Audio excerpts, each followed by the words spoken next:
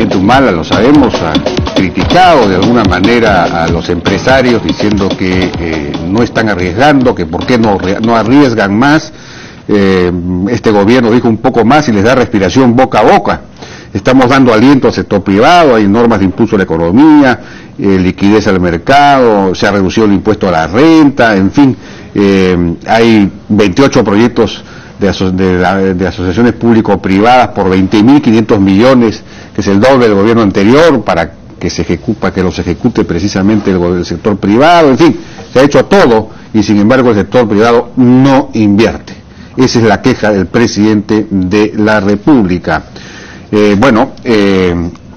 A esto el ministro de Economía ha agregado que, hay el shock externo que explica esto en parte, pero también hay el ruido político. Hay un tema, dijo, que está afectando a los espíritus animales que tiene, esto suena un poco mal, es una expresión norteamericana, en realidad de Keynes, un economista famoso, ¿no? Digamos, la confianza, se refiere a la confianza, que tiene que ver con las elecciones y que todo el día hay titulares que dicen que tal o cual candidato tiene problemas o acusaciones, que creo que por ahí hay una incertidumbre, etcétera. Bueno, hoy día estuvo la CONFIEP, sesionó en Arequipa, y su presidente Martín Pérez tuvo algunas declaraciones en respuesta implícita a estas declaraciones del presidente Humala y del ministro Segura. Escuchemos. El primer trimestre de este año hemos invertido prácticamente 8 veces lo que ha invertido el Estado. Lo que nosotros queremos es, y es una sugerencia muy respetuosa al presidente, que empecemos a convocar, que seamos convocantes, que el presidente convoque a los empresarios pequeños, a los medianos, a los grandes, a los de Lima, a los de Arequipa, a los de Cusco, a los de Piura, que nos diga en dónde quiere conversar con nosotros y ahí estaremos, porque creo que es importante que nos transmita qué cosas quiere hacer como gobierno estos próximos 12 meses. Bueno, y tuvo otras declaraciones más. Estamos ahora con Carlos Alves, que es presidente de la Sociedad Nacional de Minería, y con Mateo Valarín, primer vicepresidente de la Sociedad Nacional de Industria. ¿Cómo están? ¿Cómo les va? Buenas noches. ¿Qué tal? Buenas noches. Gracias por la invitación. Bueno, ha tenido unas declaraciones algo impactantes. Martín Pérez está retando al gobierno pues a que los convoquen, en fin. Ellos, dice, los empresarios invierten 4 veces más, y en el primer trimestre 8 veces más que el gobierno. Bueno, eso de los 4 veces más ya lo sabíamos. Pero el tema es que efectivamente la inversión privada está cayendo, ¿no es cierto? Es correcto. Es decir, no está cayendo, está creciendo negativamente, no está creciendo. ¿A qué se debe esto? Es muy sencillo. Yo tengo acá algunos números y por lo menos en el sector que a nosotros nos atañe, las inversiones han crecido de manera importante del año 2010 hasta el año 2013. Por los tiempos que toman los permisos, por los tiempos que toma todos los procedimientos y consultas, más o menos se tarda uno de 3 a 5 años para poder iniciar las inversiones. En consecuencia, las inversiones que se están ejecutando hoy y aún bajo riesgo son producto de aprobaciones del pasado. Probablemente el gobierno que se iniciaron en el gobierno anterior. Bueno, se autorizaron, se trabajaron en el gobierno anterior. En el tiempo lo que está ocurriendo es que no se puede avanzar con los proyectos. Y no se puede avanzar por los proyectos por distintas razones. Unas son sociales, otras de pretexto ambiental, otras simplemente de permisos. Y si nos tomamos el tiempo del mundo y cada vez más para poder otorgar la autorización y poder iniciar la construcción de algo, esto se empieza a caer. O sea, los dineros están. Conga, tengo que compartir porque yo creo que mucha gente no sabe. Antes de la asunción del presidente Humala, las 2 compañías principales involucradas en el proyecto le enviaron una carta al presidente Humala diciéndole que tenían el financiamiento y que estaban listos a ejecutar el proyecto apenas asuma. O sea, había un compromiso escrito de que esto iba adelante. Sin embargo, no se pudo progresar. Hoy en día estamos viendo que tras la paralización de Conga, esto ha tenido su impacto en Galeno, en Michiquillay, que ha sido devuelto, en La Granja, que no se mueve. Estamos viendo lo que ha pasado en Río Blanco. Todo esto está significando más de 20.000 millones de dólares parados allí en el norte. Cuando nos movemos al sur, estamos viendo lo que ocurre con Tía María. Y no es que la compañía, la responsable Southern, no esté lista para hacer la inversión.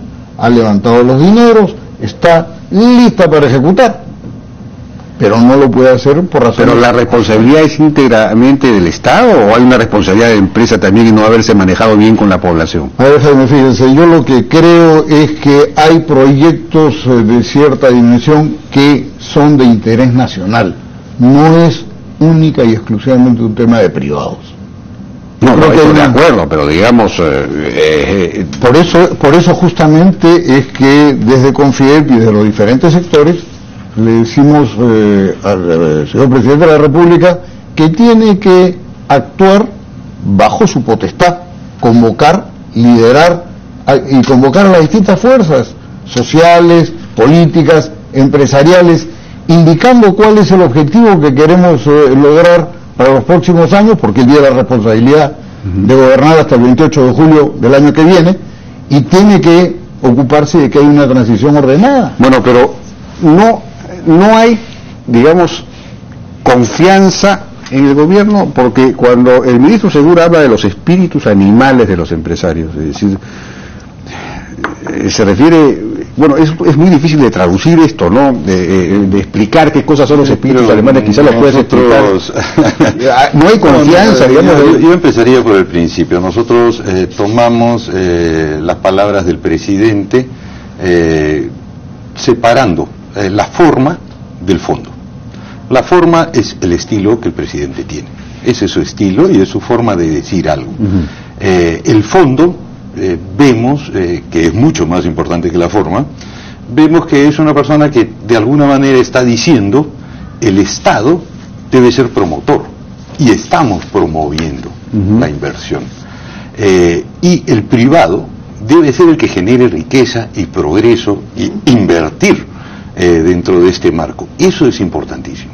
Entonces me parece que bueno, pero qué inteligente, ha sacado lo positivo de la declaración. Tomo el fondo del tema, o sea, no es una persona que esté diciendo el Estado es el que va a invertir pero lo que está diciendo una fábrica o algo así. Lo que está diciendo el presidente también es, bueno, el Estado ya hizo todo lo que podía hacer, ahí puede haber una discusión, y el privado no está respondiendo. Es que es exactamente eso lo que está haciendo, y en ese sentido, yo como peruano y como una persona que está frente a un emprendimiento, estoy agradecido de que se ponga en la mesa. No importa los términos, no voy a, digamos, darle más valor a la forma que al fondo de las cosas. Bueno, está poniendo en la mesa el tema de la inversión privada. Y eso es lo importante. De acuerdo. Que el presidente señale que es eso. Y inicialmente se lo dice a los empresarios. Después se dirige a sus ministros. Y también les exige hoy día, les dice, señores, pónganse las pilas. Y excelente que se ponga este tema en la mesa. Me parece bien lo que dice Minería, que dice, señor, yo estoy trabado en muchos trámites y otras cosas. Eso es lo que necesitamos. Se necesita poner temas serios en la mesa que son relevantes. En este caso, cuando vemos la inversión, bueno, analicémoslo. Porque, pero digamos, está bien, pero vuelvo a la pregunta inicial. La inversión privada se está ya no desacelerando, está cayendo por debajo, está creciendo negativamente, no está creciendo, está decreciendo. ¿Por qué? Sí, si vemos, digamos, la inversión como un todo, hay que partirla en los fragmentos que realmente tiene. Hay inversión privada y inversión pública. Sí. La inversión privada puede ser extranjera o puede ser nacional. La pública obviamente es nacional. La inversión privada pública, o sea, el Estado central, más las municipalidades, más las regiones, ha descendido la inversión en el primer trimestre del año en 26.5. No, sí, la inversión extranjera ha disminuido en 10%, bruta, en 10%, y la inversión, digamos, de los privados ha disminuido solamente 3.9. Entonces, si la inversión pública, digamos, baja un 26.5% por diversas causas, que son motivo de análisis y de discusión, es el 20% de las compras. Nosotros, el Estado, es el principal comprador de papel, de uniformes, de una serie de muebles de madera. Entonces, si el Estado, nuestro principal, digamos, comprador en general en el mercado, que compra el 20% de lo que producimos, disminuye un 20 y tantos %, obviamente no podemos invertir más. Punto número 2, y que es muy importante, la inversión extranjera también es una fuente de trabajo. Una mina que viene con inversión de afuera son equipos que nosotros hacemos, fabricamos para las mineras. Le fabricamos equipos metalmecánicos, por decir, y hemos empezado a exportar hace buen tiempo, gracias al desarrollo que ha habido y al encadenamiento que ha habido con la minería, que ha jalado otras industrias. Plásticos, cascos, botas, transporte, tubos, maquinaria, 20.000 cosas. Y un punto más, y creo que va también al... Y esa demanda se ha pagado, digamos, porque todos han ingresado nuevos proyectos, Chinalco ha comenzado a trabajar, hay Constancia, el proyecto Constancia, sí, claro. Hay 2 o 3 proyectos nuevos, digamos, pero no es suficiente. No solamente no es suficiente, sino que yendo al punto, digamos, que es muy importante de entender, es cómo se hace la inversión pública. La inversión pública es el Estado recauda impuestos. Y con esos impuestos obtiene un dinero el cual puede gastar. En nuestro caso, en el caso de los privados, nosotros, ¿qué cosa invertimos? Invertimos en una fábrica, la ponemos ahí y no hay forma de que nos vayamos, no somos aves de paso. Una fábrica uno no se la puede llevar, un comerciante sí. Y al poner esta fábrica, ¿cómo la vamos modernizando? Con las utilidades. Y las utilidades de las empresas han bajado terriblemente. En pocas palabras, no tenemos dinero para invertir. Si tenemos utilidades, invertimos. Y ojo, esas utilidades van una parte para el Estado, una parte repartida entre los trabajadores y una parte, obviamente, el dueño puede quedarse con algo, pero si quiere seguir viviendo de esa fábrica, tiene que invertirla. Si tenemos poco margen, si ganamos poco podemos invertir. Hemos perdido 2 puntos porcentuales en cuanto a margen. De acuerdo. La otra observación, que tiene que ver un poco con lo que mencionábamos antes, dijo el presidente que se han adjudicado como una demostración de lo que el gobierno está haciendo y que no, cómo es posible que no responda el sector privado. Se han adjudicado 28 proyectos en la modalidad de asociación público-privada por 20.500 millones de dólares. El doble del gobierno anterior, además aprovechó para decir. Pero Gonzalo Prialé, por ejemplo, señala que ahí no hay un problema de confianza, digamos, o de falta de confianza del sector privado en el sector público, porque la confianza ya se dio cuando se participó en las licitaciones y se ganó las licitaciones, en fin, los procesos de las concesiones estas de asociaciones público-privadas. El problema es que esos proyectos están parados, es decir, se adjudican las concesiones o las asociaciones público-privadas y no pueden comenzar a ejecutarse por los permisos, las expropiaciones que el gobierno no ha hecho, por un problema de gestión, digamos, se está fallando. Ese es el punto. Un problema de gestión del gobierno. Exactamente, lo que pasa es que hay un desalineamiento total. Esto parece Calcuta. Tenemos el gobierno nacional, los gobiernos departamentales o regionales, los gobiernos provinciales, los gobiernos distritales, y todos están desalineados. Nadie tiene autoridad sobre nadie. Acabo de estar en Arequipa, justamente en este directorio de Confiep, y qué sorpresa, en la visita que hemos hecho al hospital del Seguro Social, por supuesto que el hospital está atiborrado, los pasillos están con pacientes en camillas, llenos de pacientes en camillas en los pasillos.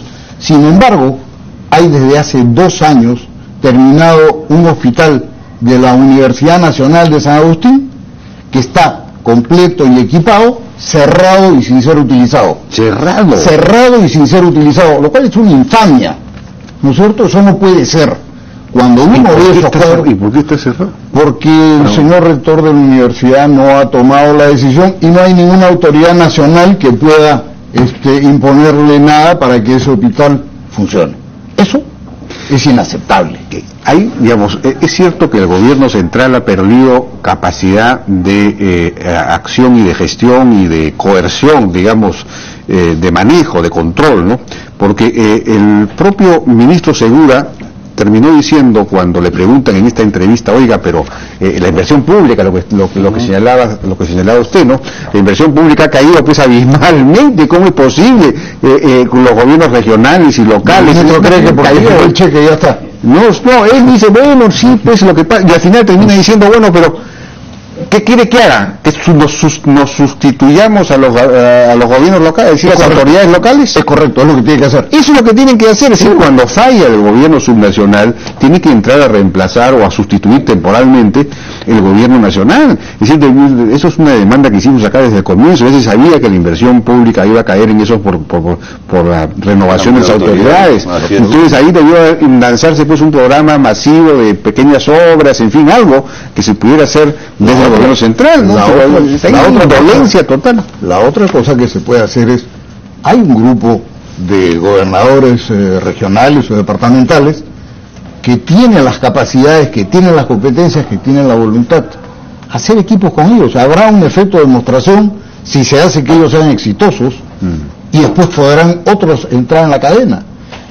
Acabo de estar justamente en lo de Arequipa, ahí hay todo un proyecto que pasa desde constituir clústeres y desde hacer encadenamientos, allí sí de verdad.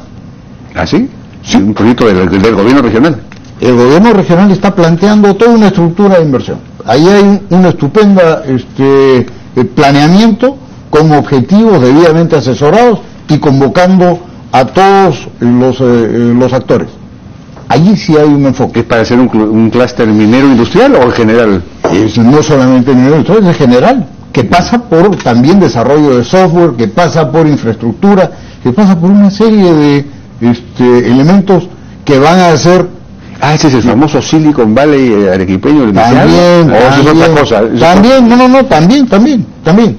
Y entonces, y mirando esto de una manera ya no de un departamento aislado, sino agrupando un grupo de departamentos que puedan acumular 20 a 25% del territorio nacional y que puedan estar trabajando justamente conjuntamente. Esperemos que eso pueda salir adelante, porque un gran reto que tenemos, tanto la inversión para la inversión pública como para la privada, es reducir todos estos trámites y permisos, que son para mí el verdadero enemigo.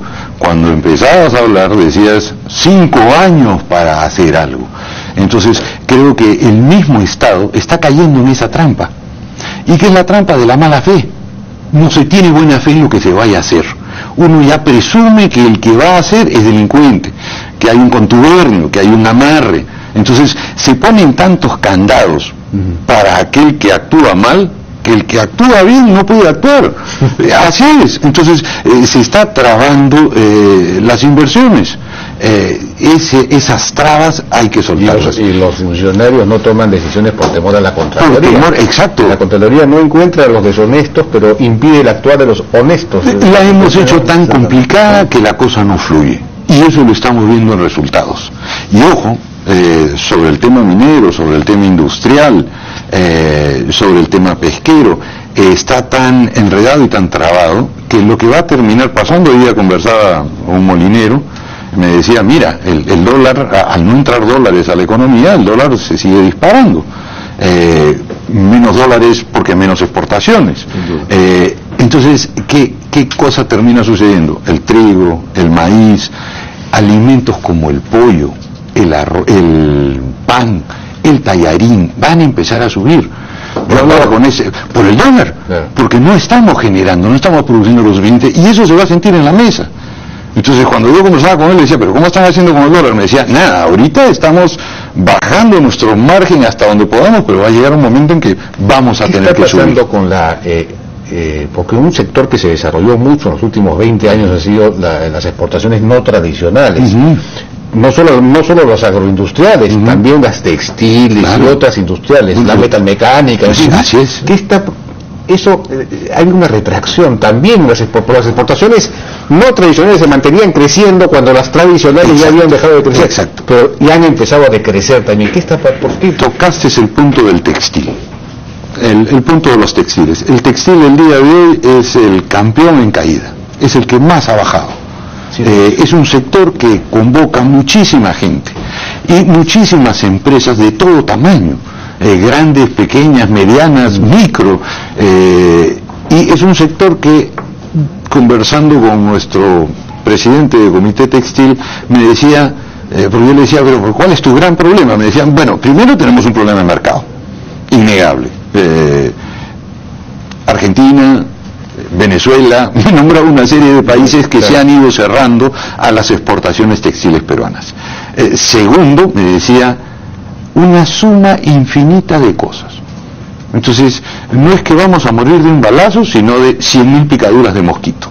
Entonces, sí, me decía, me pican acá, me pican allá. Entonces, me decía la ley de seguridad y salud en el trabajo. Y seguridad y salud en el trabajo. Entonces, eso me implica un gasto de 50.000. Modificado lo han modificado un poco, pero no totalmente. No totalmente, y les cuesta $50.000 al año.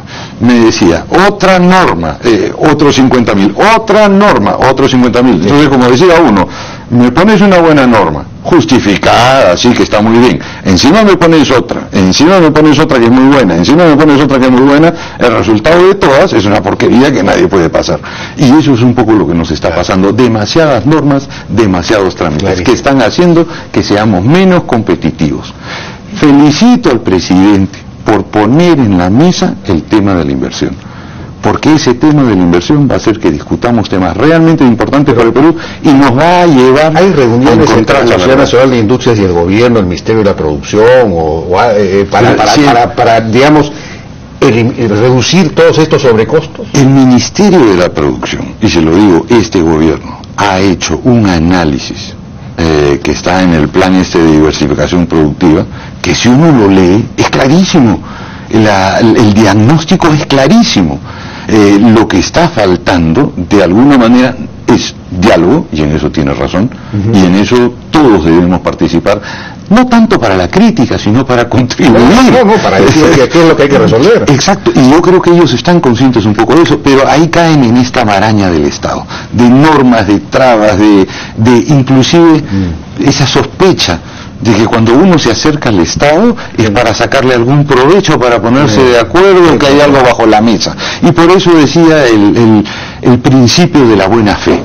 Debemos recuperar el principio de la buena fe, para mí bajar un poco el ruido político y sí sentarnos a conversar con seriedad, porque el futuro del país es el que está en juego. El presidente tiene 365 días más, bueno, menos. Estamos sobrediagnosticados, tenemos que trabajar y ejecutar. Pero yo creo que Martín Pérez no se equivoca y me auno a lo que él dice, que hay que ir a conversar y poner soluciones.